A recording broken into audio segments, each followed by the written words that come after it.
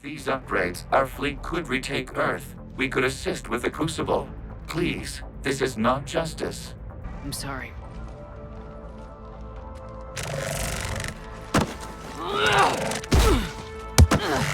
No, we will not allow you to decide our fate. Uploading the code.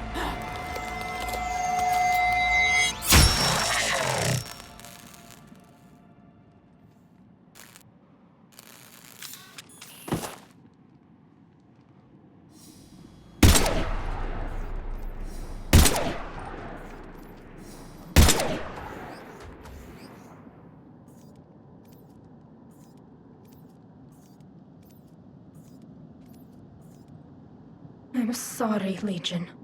Talisora. Does this unit have...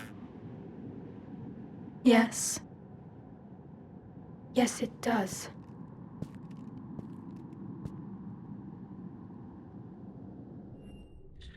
Greetings once again, ladies and gentlemen. Welcome back to another round of the whole damn thing at Arbitration Studios. I'm JP Arbiter. I'm Captain Jack. And we are now in the middle of, or starting, the DLC for the Mass Effect trilogy that kind of explains the why of it. Why are Reapers? Yeah. And it was one of those things where it's like, I remember... In the aftermath of the Mass Effect drama, first off, it was one of those things where I knew that DLC was going to come, and that there was, and that there had to be an explanation of the why of it for the Reapers. Yeah. You know, they, contrary to what they say, they had a beginning. They weren't always there. Correct. And yes, the ending for the original ending for Mass Effect 3 and the current ending, which is not significantly different, did make a stab at explaining it, but did so poorly. You needed longer to explain it properly. And there, we'll be talking about this more in... when we're done with the gameplay, and we'll get into the bonus episodes and the jerk-off sessions as to why we love this game series so much. Yep. But in the end, the thing is, I think that BioWare, first off, not deciding that to drop the Dark Energy storyline, which was kind of the model that they were aiming towards until about 3/4 of the way through the development of Mass Effect 2, I think it was. Discarding that and going with a very Star Trek explanation of the Reapers, and then doing a paradigm shift and deciding to create a very Stargate explanation for the Reapers. Yeah. No, you're not wrong. Actually, I as a huge Stargate fan, I've loved everything Stargate, including the stuff that everybody hates. Really? You watched the Saturday morning cartoon that lasted for like 10 episodes? I did. Okay. And watching it for what it was, a children's cartoon. I enjoyed it. Yeah, there was only one thing that they did that truly pissed me off. Like, truly. Because, again, I approached it from a Saturday morning cartoon perspective. But there was one sequence in one episode that fundamentally broke the rules of the Stargate universe, and that was when they dialed a wormhole back to Earth so they could receive something from Earth, when it's a well-established fact in Stargate that wormholes are one way. Yes, And that was the only thing that really upset me. Yeah, and I agree. I don't disagree with that.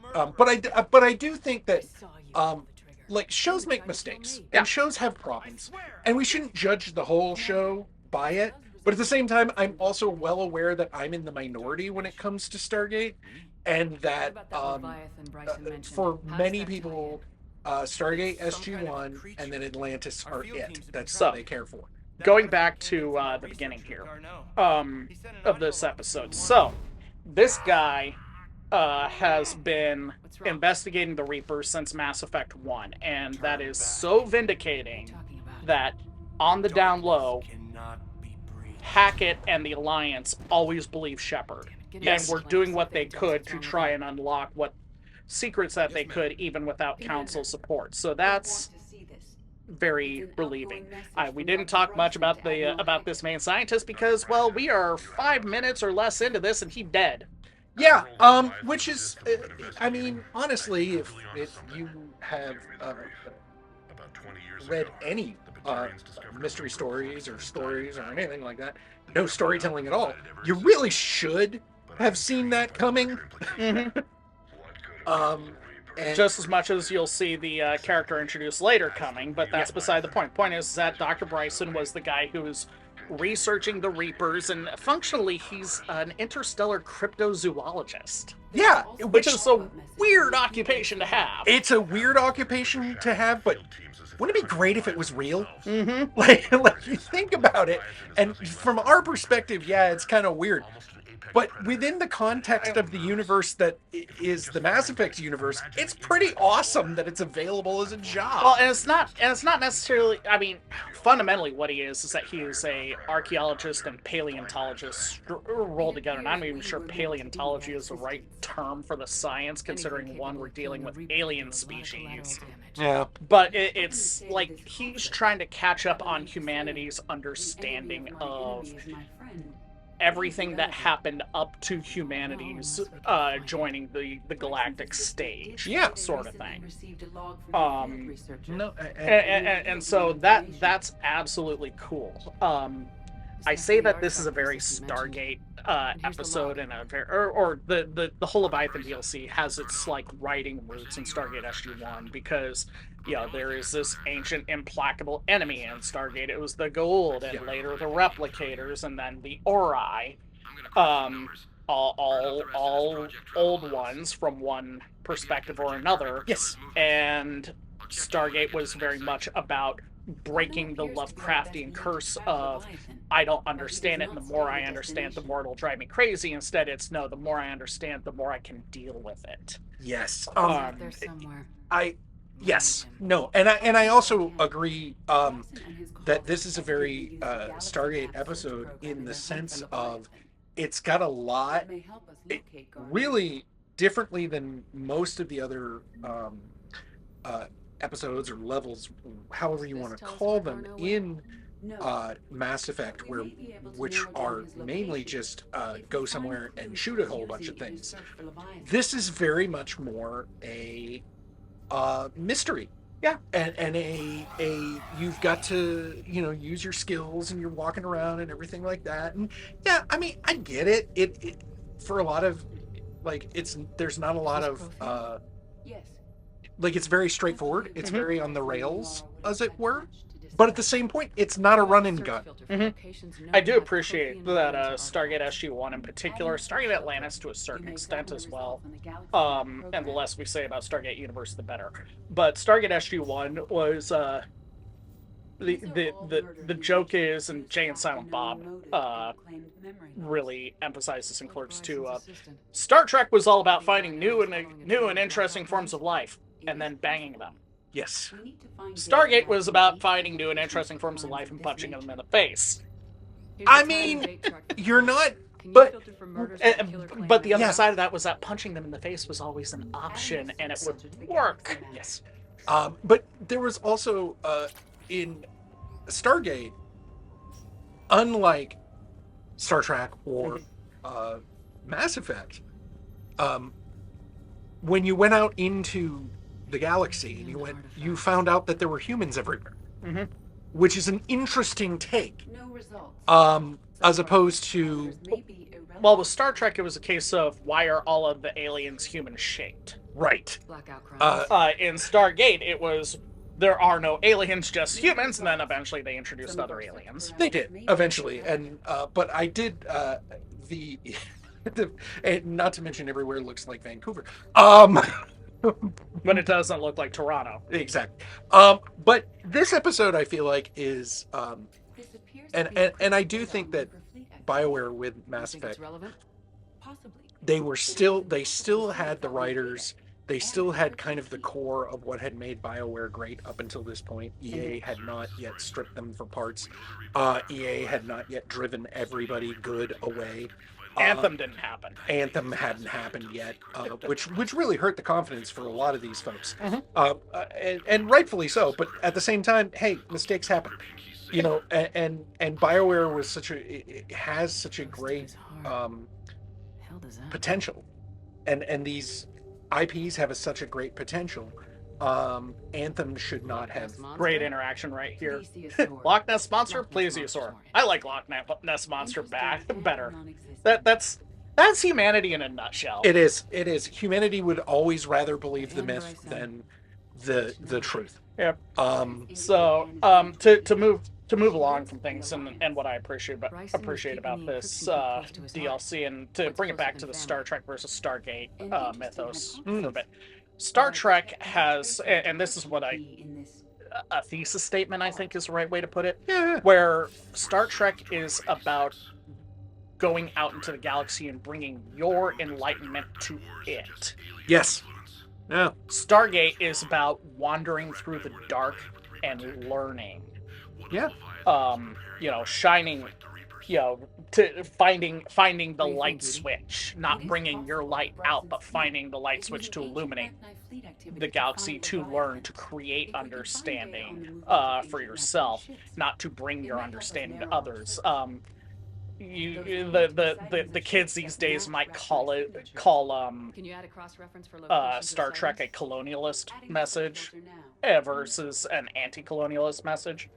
I'm not sure that I buy that. Yeah, I don't necessarily buy that, but I do buy the idea that the Federation and Star Trek think of themselves as it's a hegemonistic organization in the end, and it was modeled very much after in the post World War II NATO forming sort of mentality. Whereas I think that Stargate and Mass Effect also a little bit with Mass Effect is this idea of going out and kind of like, I cannot read that number.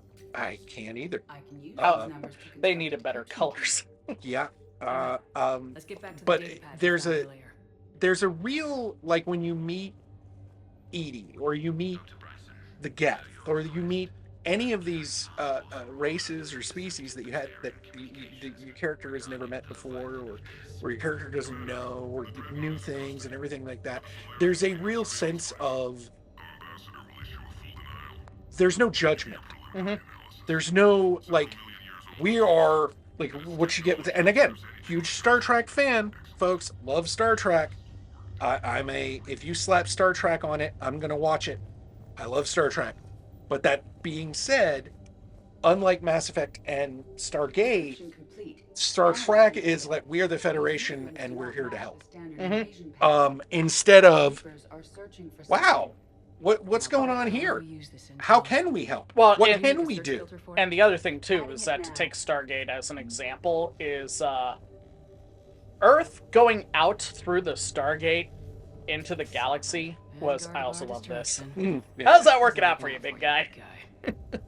Real sarcastic. Very Jack O'Neill of you, Shepard. Thank you. Indeed. But Stargate had this thesis, and it was about halfway through its production run, of Earth going out into the galaxy. Is it making everything better, or is it making it worse? Because a lot of chickens had started coming home to roost by the 4th or 5th season. No. And the point that came to mind was where they were really confronted by it was the character Samantha Carter.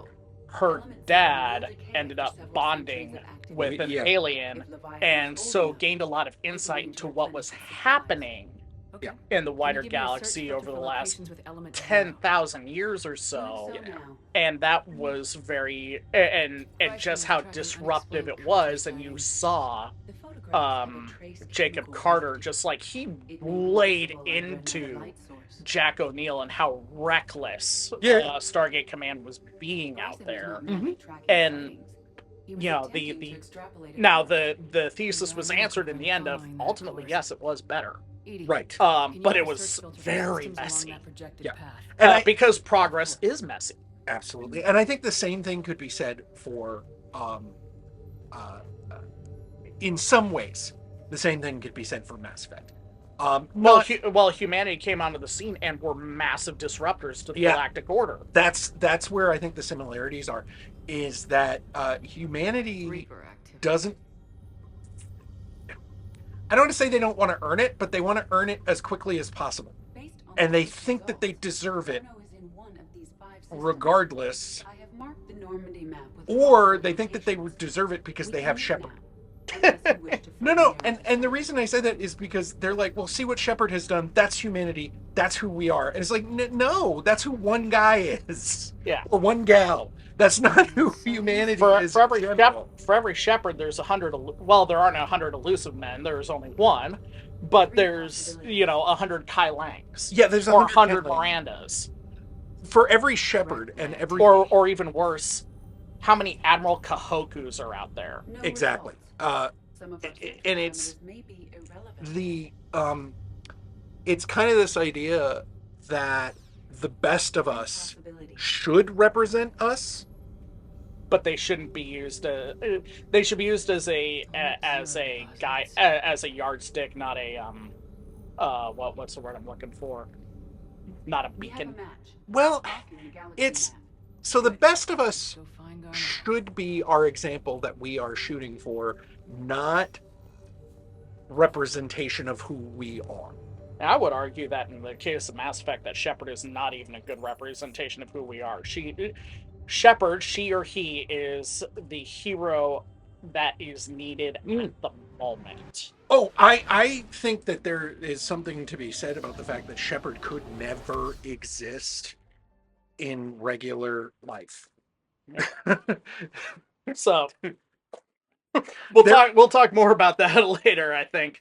But here we are. We are going now from the investigative side to the action side, and yes, every arc of Leviathan is broken up like this. Yes. Absolutely. So the action side. First off, I like justifying the characters that I'm bringing with us, and every chapter of Leviathan will involve Edie and will involve Vega, and it'll involve them for the only reason being that in the investigative side at Dr. Bryson's lab, they are both present. Edie more than Jacob, but Jacob makes an appearance. So that's kind of there. And they're the two characters that get kind of the least amount of screen time. You know what? I think your logic is pretty much what I automatically do every time I play through this, because every time I play through this, it is Edie and Jacob. Well, not Jacob, James. Vega. Please Vega, do not mistake him for Jacob ever. My apologies, Vega. Because Vega is, as much as I don't bring him along, he's a decent character. Mm-hmm. Like he's got personality, he's got usefulness, and he's the tank. Yeah. Unless you're playing a tank, you don't get a tank other than Vega. The perfect physical specimen that he is. Indeed. I mean, he's not a Krogan, but needs must vary. I do like this DLC too. I mean, the Reaper origin story, it was necessary. Part of me thinks that BioWare didn't believe it was necessary throughout the development of Mass Effect 3. I think that was an attitude that held until Mass Effect 3 started development. And then they realized, we kind of do need to explain it. At this point, mm-hmm. in the company's lifespan, I think that it may not have been BioWare that didn't believe that they needed to do it, because BioWare has always been about deep, complex storytelling, and had never shied away from deep, complex storytelling. EA, on the other hand, I would argue that not explaining the Reapers is not complex storytelling. That it's that they are trying to do a man versus nature or a man versus God, and that's perfectly acceptable, except for one simple thing: they let the Reapers talk. Mm-hmm. And if they let the Reapers talk, they suddenly stop becoming a force of nature and instead become a species or an entity that can be Yeah. No. That can't be reasoned with. You know, you run into the Terminator problem where the more a Terminator speaks, Yes. the less an unstoppable force they become. Yeah. And that is why it is important that Arnold Schwarzenegger in the first Terminator, he only spoke to accomplish a goal. Yes. That goal being, I need your clothes. I need those guns. I need you to go away, and killing you is not needed to make you go away. Right. The infamous "fuck you, asshole," or the infamous "I'll be back." It wasn't a catchphrase. It was to psychologically disarm the police officer who was manning the desk. The T-1000 didn't speak until he was negotiating with Sarah Connor at the end of the movie, pinning her against a wall and saying, "Call your son so I can accomplish my mission." He never spoke up until that point. He did speak on the phone call after he killed the... But that was interacting with John. And correction, he also spoke in a friendly police officer tone to the foster parents. So you're right, I was wrong. But my big point was... your point is valid. Your point is 100%. Interaction only needs to serve the mission. The Reapers did not interact to serve the mission. They interacted to gloat. Yes. No. Yeah, I'm loving the direction you're going with this so much because I agree with you. I think the game would have been made much better if the Reapers never talked. Mm-hmm. If you never got to speak to the Reapers, if the Reapers never said a single word to anyone, I think that would have elevated. And in situations like what we were getting at here, where these beings or these people are clearly being controlled. Right. And they're giving us like real Children of the Corn vibes. And I never thought I'd reference that movie ever in my life. Oh, I hate that movie. I hate that movie. Not I just, it creeps me out. That movie creeps me out. Yeah. No. I hate it in a good way. Does that make sense? Yeah. No. I hate it in a good way. Yeah. It's hatred of a horror movie is perfectly acceptable. Not liking a horror movie is perfectly acceptable because you're still talking about the horror movie. It's like a heel in wrestling.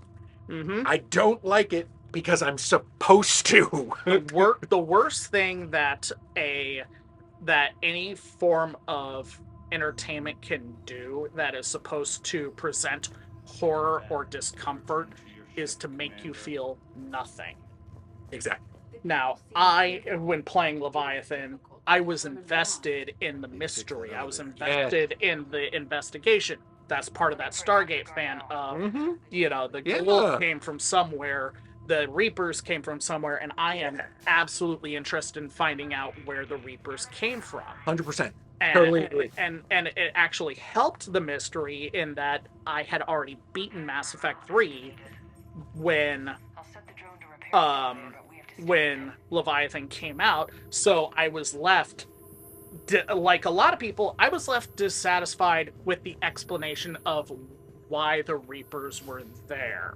Mm-hmm. And this is understandable. And I absolutely could agree with the idea of the Star Child didn't need to be. You know, the Crucible and the choices, that's all well and good. But the Star Child explaining the reason, the why of the Reapers didn't need to happen. Especially with I'm the intelligence that controls them, because then you get into the interactions that they should have had.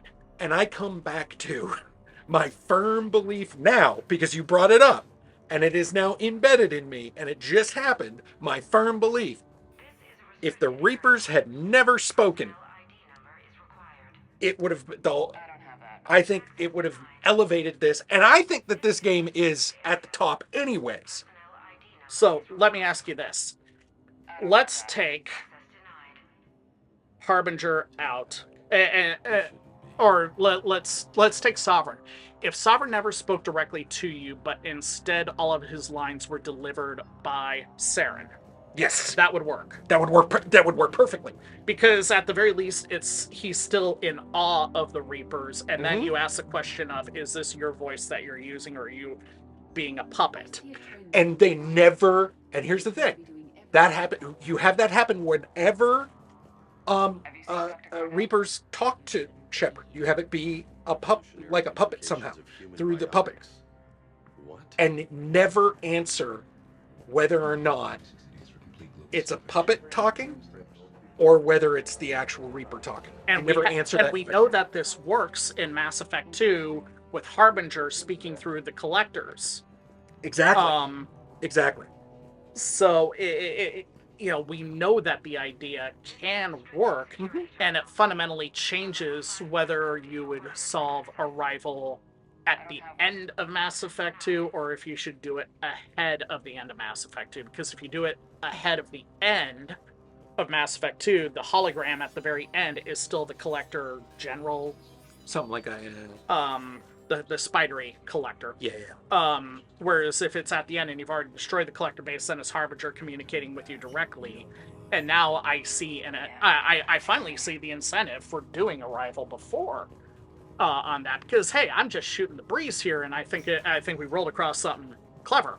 I do. I do. Like, this is one of those ideas that pop up that I'm like, now I'm looking at Mass Effect and going, huh, and a little bit, we have admitted that it's not perfect. Oh, absolutely not. But this, I feel like that story arc, or that story element, I'll say element, would have definitely,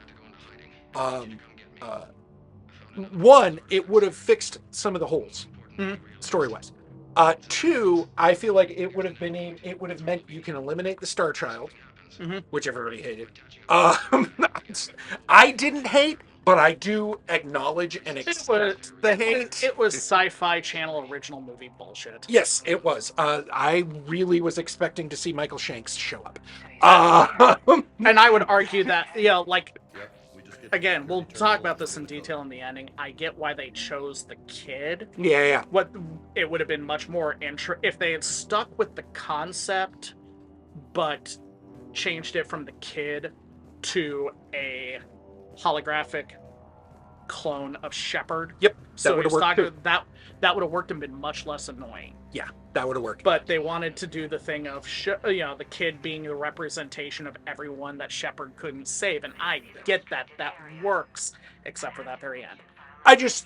For me personally, I think coming across this idea that they never speak changes them into a extinction level natural disaster. They are beyond human understanding, and I am down with that. Yeah. I am perfectly down with that, because the second they start talking, they can be reasoned with. They can be negotiated with. They can be negotiated with. And most importantly, they can be stopped. They can be stopped. They can be lied to. They can be taken into, all of talking puts all of these kind of things that can happen in there, and then you start wondering, well, why didn't they? You take that talking out, you take that communication out, and on top of that, it makes this even more interesting to me, because now you're learning about where they come from, and you're learning about the facts that they have an origin, and they have become this monolithic thing that is going through the galaxy, and they are so alien. And this makes them even more alien. It makes them even more Lovecraftian. You never quite know, and I personally would have kind of kept the mystery, and kind of kept it like you never really know.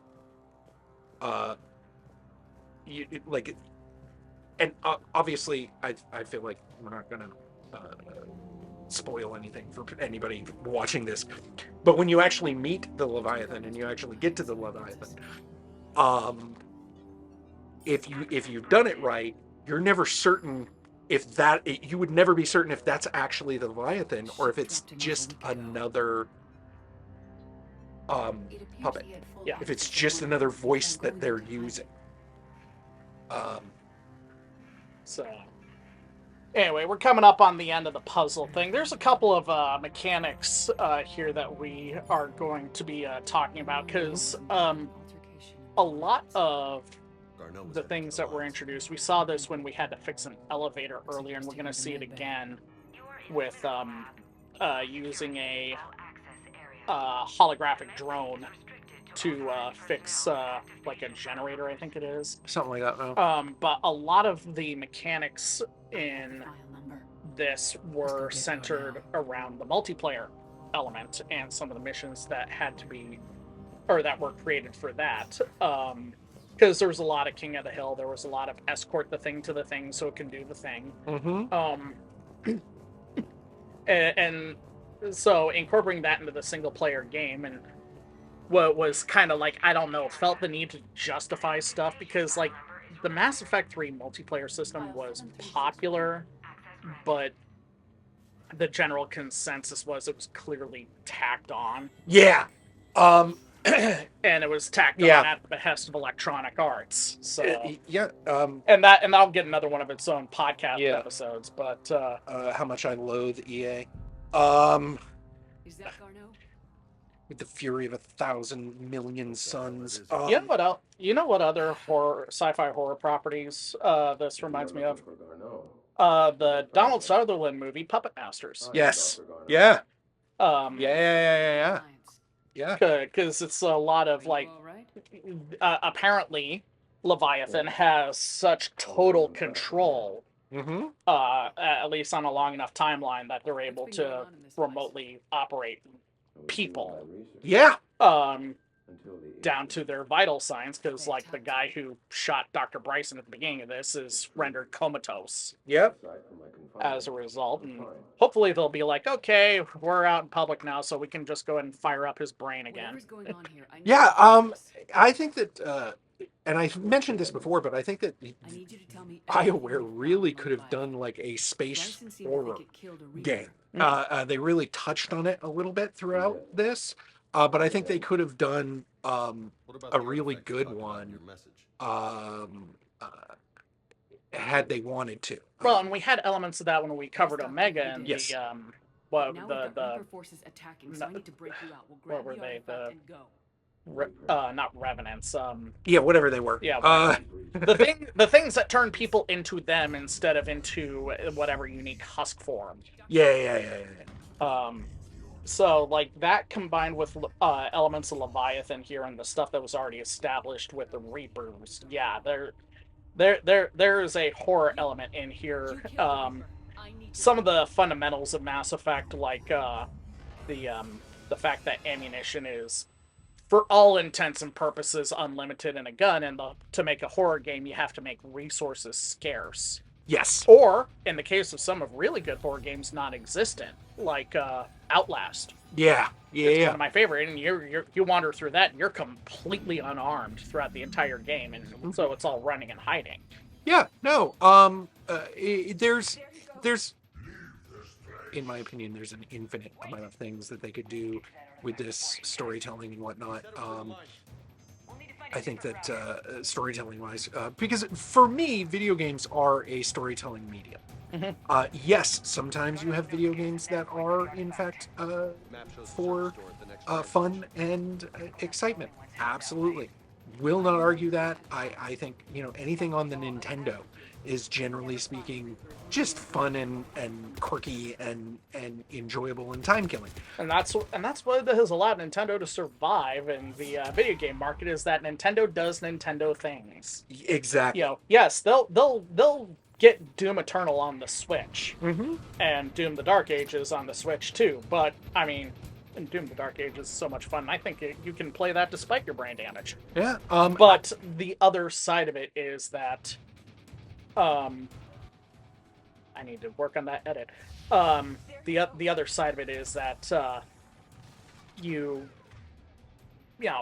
Mario and its very and all the language that makes a Mario game, whether it's a traditional Mario Brothers game or if it's something like Paper Mario or Mario Tennis or Mario Golf or whatever. They all have that similar goofy language that says this is Nintendo. Mm-hmm. Yeah. Absolutely. But overall, I think of video games as a storytelling medium, and I think Mass Effect certainly, really anything from BioWare, and from a lot of other companies. Loran Studios is another example of this. There should be that element. If you're judging the game, you should judge it not just on how's the playability, how's the graphics, because I know there are a lot of people that is a huge thing for. But then also the storytelling. How is the storytelling? How is this? I think this part, I think the Leviathan DLC is really good storytelling. Insofar as Mass Effect is concerned, insofar as continuation of this kind of what's going on and kind of thing. Now, is the exposition that you get from this necessary? No, absolutely not. Absolutely not. Is it cool?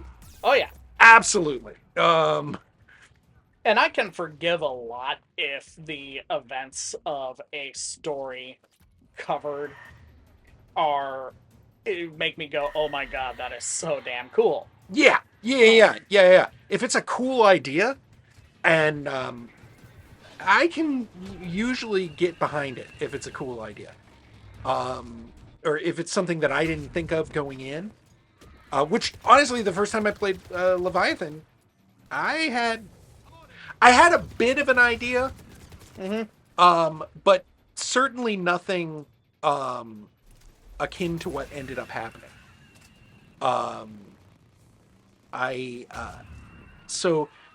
But the reason I think that I had this, I kind of didn't see what was coming, and I like that, by the way. I like that with storytelling. Is because they kind of introduce an element to it of what I consider magic. Yeah. Now, Mass Effect, and of course the people that can do Mass Effect biotics, is explained by science. It is explained by... We have brain cancer, and that allows us for some reason to manipulate the mass of objects either heavier or lighter. I mean, that's what biotics are. Yeah, and I don't... And yes, it is essentially a form of a benign and even beneficial tumor. I do not begrudge the storytelling element of that. I didn't see them adding psychic powers, if you will. Like, telekinesis that you get from biotics makes sense. I can lift, I can manipulate, I can do all of that. The idea that over parsecs, I can control your mind. I never saw that coming. And I liked it. That's not even, and that isn't even caused by the Mass Effect, by the introduction of Element Zero. That's quantum entanglement. Yeah, that's just a whole weird, they don't even really explain it, which is okay. I'm not mad at it. Yeah, I don't need this. I don't need indoctrination to be explained to me. No, I'm not mad at it. Cthulhu drives people insane. I'm willing to accept this in H.P. Lovecraft. I'm willing to accept it in Mass Effect. Absolutely. And the Reapers were always supposed to have that Lovecraftian dread. Yep. Anyway. And I have no qualms about it. I was just taken by surprise that they introduced it, and I like it. Oh, damn, that felt good. It's very Christopher Nolan of you. For those of you Yeah. that have seen If I'm Oppenheimer. introducing and then instantly collapsing a black hole, which is what the black star gun essentially is, it's gonna leave a little bit of a lens flare. Hey, look, you know, I'm okay with lens flare. I'm not one of these people that hates J.J. Abrams. You know, It's not the cane, but the cane is basically the black star only unrefined. yeah, I'm not. So Ugh. we're at the end here. And to bring it back, this is again a very Stargate thing where we are putting one and one together. Yeah. Of hey, them balls are important. Yes. We need to gather up all of Leviathan's balls. We need to hold their balls in our hand. Indeed. We need to caress their balls. Indeed. Because that is the way that they interact with the world. Is through their balls. Indeed. Have I done this enough? Have I driven it into the ground? Oh no, you can keep going. I'm good with it. So I also kind of wonder something here where it's like, Leviathan, like the Reapers, has the capacity to control people and their minds, and I assume pain receptors, and it's kind of hinted at that this guy, like, did the guy who we mistook for Garneau, did he undergo reconstructive surgery to look like him? Because the facial structure is similar. It's just that the guy that we had a couple weeks growth on him. Yeah, I think it's honestly, I think it could be. I mean, we could come up with any storyline reason we want for it, but I really think it was efficiency of programming. Yeah, I mean, Leviathan knew that someone would be coming after Garneau. Yeah. I think the idea was to send the mimic out, but that's me. So, do you recognize this man? And now we're running into the whole once the Leviathan says no, everyone's back to normal. But they're also they are not trapped in their bodies. Like they are like Reaper indoctrinated. Right. They have nothing. Right. They blinked and they woke up, and they're probably wondering why they like they woke up the next day or something. Yeah.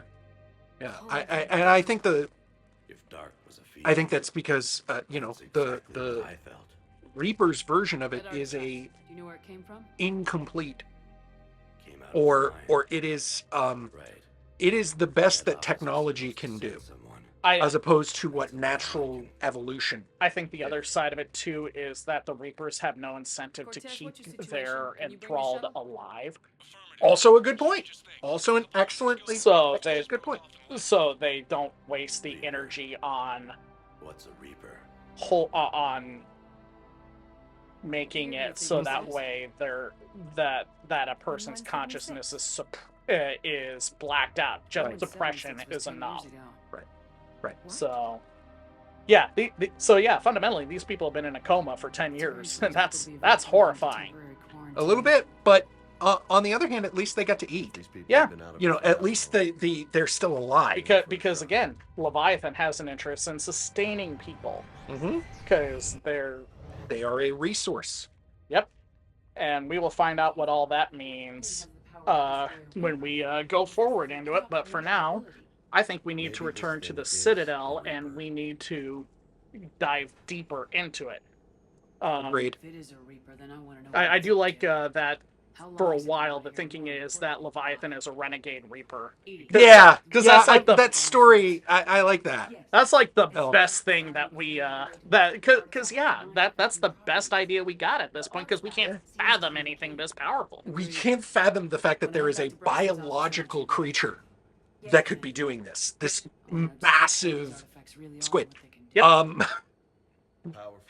All I can think of is calamari. But.